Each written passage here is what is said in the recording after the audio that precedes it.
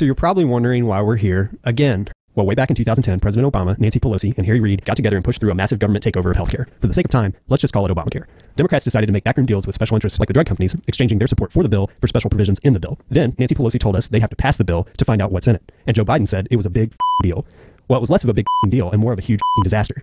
Thanks to Obamacare, we've seen rising costs, rising premiums, dropped coverage, a possible doctor shortage, and taxes on heart attacks, sick puppies, and even new babies. It raises taxes and fees by more than $500 billion, adds $340 billion to the deficit, and costs us $1.7 trillion that we don't have. But at the same time, it cut $500 billion from Medicare and installed an unelected board of 15 bureaucrats to essentially ration grandma's healthcare. How rude.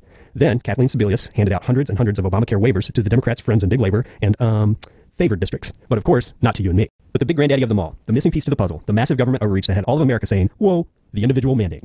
It works like this. The government tells you to buy health insurance. If you don't do what the government says, they slap you with a tax. Yes, a government tax for not buying something the government told you to buy. Which brings us to this. Remember how Democrats didn't even read the bill before passing it? Well, some federal courts did read it, and they determined that the mandate wasn't constitutional. So now, the final decision lies with the Supreme Court.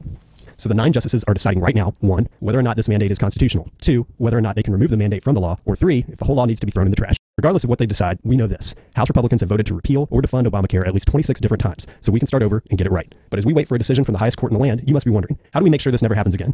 You sign this petition saying you want Obamacare repealed, and you can watch a live stream of your name being printed off by signing up at iwantrepeal.com. So what are you waiting for?